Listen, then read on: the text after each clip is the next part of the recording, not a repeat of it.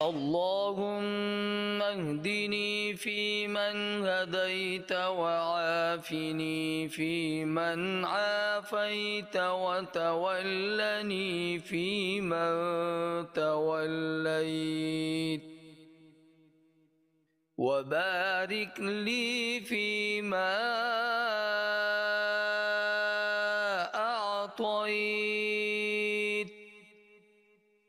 وقني شر ما قضيت فإنك تقضي ولا يقضى عليك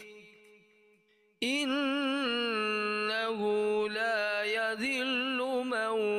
واليت ولا يعز من عاديت تباركت ربنا وتعاليت